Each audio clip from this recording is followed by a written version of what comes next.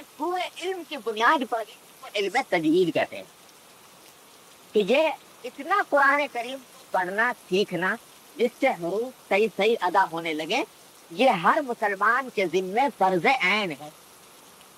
جس طرح نماز پڑھنا فرض ہے، یہ سیکھنا بھی ہر مسلمان کے ذمے فرض ہے، اور مشکل کچھ ہے نہیں۔ اس واسطے سارا قرآن کریم جو ہے وہ حروف تہجی کتنے ہوتے ہیں؟ 29 حروف کو لکھ کر ملے سارا کا سارا۔ یہ 29 حروف صحیح طریقے سے نکالنا سیکھ لو۔ تو با کیسے نکلتی ہے، تا کیسے نکلتی ہے، تا کیسے نکلتی ہے، جیم کیسے نکلتا ہے، ہا کیسے نکلتی ہے، خا کیسے نکلتی ہے، ایک ایک حرف کو 29 حرف ہے۔ اگر آدمی ایک حرف بھی روزانہ صحیح طریقے سے نکالنا سیکھ لے، ایک دن میں ایک حرف، تو 29 دن میں پورا قرآن سے لے گا۔ یہ اتنا آسان لگانے پڑا تو یہ لیکن دھیان نہیں، توجہ نہیں۔ اس واسطے آپ پڑھیں گے تو ہاں ہے، ہاں مثلا اب ہاں پہ چھوٹی ہاں کی طرح کر دیں، الرحمن الرحیم کہہ دیا، کہنا تھا الرحمن الرحیم، ہاں کو حلق سے نکال کر اور چھوٹی ہاں کی طرف الرحمن الرحیم۔ بعض اوقات عربی زبان میں معنی کے اندر بڑا فرق ہو جاتا ہے۔ دیکھو اتنا فرق ہو جاتا ہے، فاد اور سین ہے، فاد ذرا موٹا کر کے نکالا جاتا، سین اس میں موٹا نہیں ہوتا، دونوں کا مخرج الگ، لیکن دونوں کے معنی میں زمین آسمان کا فرق ہو جاتا ہے۔ دیکھو جب درود شریف پڑھتے ہیں تو کیا کہتے ہیں؟ اللہ صلی اعلیٰ، صلی قرآن سے موٹا کر کے نکال، اور اسی بار صلی پڑھ دیں اللہم صلی اعلیٰ، تو اس کے معنی بعض اوقات الٹے ہو جاتے ہیں۔ اس کے ایک معنی یہ بھی ہو سکتے ہیں، اللہ بچائے، کہ تلوار کھینچو ان کے اوپر نفسین سے، تو اس واسطے یہ معنی کرنے میں بعض اوقات معنی بدل جاتے ہیں، الٹے معنی ہو جاتے ہیں، صرف ذرا سے ہاتھ کے فرق سے۔ اس لیے صاد کا حرف صحیح طریقے سے نکالنا، سین کا حرف صحیح طریقے سے نکالنا سیکھے، ہاں کا حرف صحیح طریقے سے نکالنا سیکھے، رال تا واد یہ تینوں الگ الگ ان کے طریقے سے نکال لیں۔ اب ہم سب ایسی لاٹھی سے ہانستے ہیں، سب زا آئے گی تو بھی سیدھا پڑھیں گے، زا آئے گی تو سیدھا پڑھیں گے، زار آئے گا تو سیدھا پڑھیں گے۔ اس کا نتیجہ یہ ہے کہ حروف صحیح طریقے سے ادا نہیں، معنی میں بعض اوقات تبدیلی واقع ہو جاتی۔ تو ذرا سے دھیان کی توجہ کی بات ہے، کیونکہ ان باتوں کی طرف توجہ نہیں، اس واسطے سارے حروف بگڑ گئے، بوڑھے ہو گئے، اور زبان پر حروف غلط چڑھے ہوئے۔ قرآن شریف صرف اتنی سی باتیں میں 29 حروف ہیں، اور طے کر لیا جائے کہ ہر روز ایک حرف کو سیدھا کرنا ہے، صحیح طریقے سے بیان کرنا ہے، اللہ تبارک و تعالیٰ اس کو درست فرما دیں گے۔ اللہ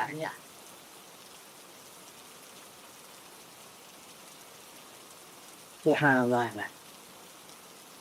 ان النبی صلی اللہ علیہ وسلم قال من فتح له باب من الخير فلينتهزه فإنه لا يدري متى يغلق عنه۔ نبی کریم صلی اللہ علیہ وسلم فرماتے ہیں کہ جب کسی کے لیے بھلائی کا کوئی دروازہ کھول دیا جائے، بڑا عجیب غریب ترفیل فرمائی نبی کریم، بھلائی کا کوئی دروازہ جب کسی کے لیے کھول دیا جائے تو اس کو چاہیے کہ اسے غنیمت سمجھے، اس واسطے کہ پتہ نہیں وہ دروازہ کب بند ہو جائے۔ کیا مانا؟ اگر کسی وقت کسی نیک عمل کا خیال آیا اور دل میں یہ ارادہ پیدا ہوا کہ یہ نیک عمل میں انجام دوں، تو اس کے معنی یہ ہے کہ اللہ نے وہ نیکی کا دروازہ تمہارے لیے کھولا، تو آپ اس کو غنیمت سمجھے۔ غنیمت سمجھنے کے معنی کیا ہے کہ یہ جو دل میں خیال پیدا ہوا اس پر فوراً عمل کر، اس واسطے کہ پتہ نہیں یہ دروازہ کب بند ہو جائے، یعنی یہ دل میں ارادہ ختم ہو جائے، داعیہ باقی نہ رہے، اور پھر بعد میں انسان کو موقع نہ رہے، وقت نہ ملے، تو اس کے نتیجے میں اس بھلائی سے معروم ہو جائے۔ کہ جب جیسے ابھی ہم نے یہ باتیں کی، نماز کو سنت کے مطابق قاعدے سے آداب و شرائط کے ساتھ انجام دینے کا دل میں کچھ ارادہ پیدا ہوا کہ نہیں ہوا؟ تو اب فرماتے ہیں کہ یہ دروازہ بھلائی کا کھل گیا، تو اس کو غنیمت سمجھو۔ غنیمت سمجھنے کے معنی کیا ہے؟ تو فوراً عمل شروع کرو۔ شیطان کا یہی طریقہ ہوتا ہے کہ جب کسی نیکی کا دل میں خیال آئے، جب موقع دل میں موقع پیدا ہو، تو وہ سکھاتا بھائی ہے تو بڑی اچھی بات, لیکن ذرا کل سے انشاءاللہ شروع کریں گے. تو وہ آج اس نے فوراً آہستگی سے کل پر ٹلا دیا. اب جب کل آئی تو کل وہ دائیا باقی نہ رہا. نتیجہ یہ کہ آج معلوم ہو جائے.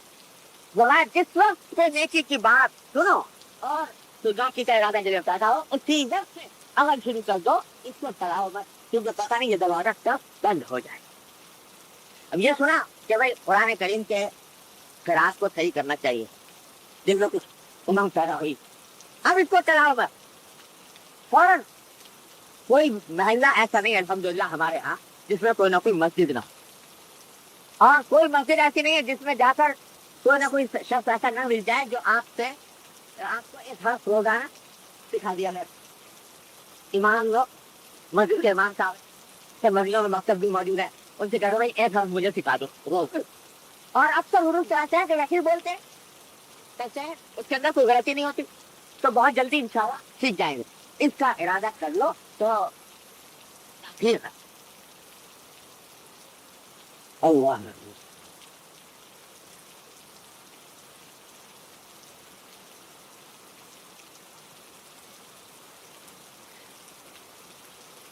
سبحان اللہ وبحمدہ سبحان اللہ. فرمایا عن الحسن رضی اللہ تعالی عنہ قال قال رسول اللہ صلی اللہ علیہ وسلم يقول الله عز وجل ولا اجمع له امنين اذا امنني في الدنيا خفته يوم القيامه واذا امنني امنته يوم القيامه امنته يوم القيامه. یہ بھی عجیب و غریب حدیث ہے, حدیث قدسی ہے. حدیث قدسی کہتے ہیں اس حدیث کو جس میں حضور نبی کریم صلی اللہ علیہ وسلم اللہ تبارک و تعالیٰ کی کوئی بات نقل فرمائے. تو اللہ تعالیٰ نے یوں فرمایا. اللہ تعالیٰ کا ایک کلام تو وہ ہے جو قرآن مجید میں کسی وقت لفظ لفظ پہنچا, اور کچھ باتیں ایسی ہیں جو قرآن کے اندر تو نہیں لیکن اللہ تبارک و تعالیٰ نے وحی کے ذریعے نبی کریم صلی اللہ علیہ وسلم تک پہنچائیں اور آپ نے ہم تک پہنچائیں. اس کو کہتے ہیں حدیث قدسی. تو یہ حدیث قدسی ہے کہ نبی کریم صلی اللہ علیہ وسلم نے فرمایا کہ اللہ عز و جل فرماتے ہیں کہ وعزتی, میری عزت کی قسم, اپنی عزت و جلال کی قسم کھا کر فرماتے ہیں اللہ تعالیٰ کہ میں اپنے بندے پر دو خوف اکٹھے نہیں کروں گا. کیا مطلب کہ اگر اس کے دل میں دنیا میں میرا خوف ہے تو پھر اب آخرت میں اس کو اپنا خوف نہیں دوں گا. اگر وہ دنیا میں مجھ سے ڈرتا رہا اور دنیا میں میرا خوف اس کے دل میں رہا تو آخرت میں میرا خوف نہیں ہوگا. وہاں پر میرے ساتھ محبت ہی محبت ہوگی, عظمت ہی عظمت ہوگی, اور یہ خوف جہنم کا, دوزخ کا اور عذاب کا اور اللہ تعالیٰ کی ناراضی کا, یہ خوف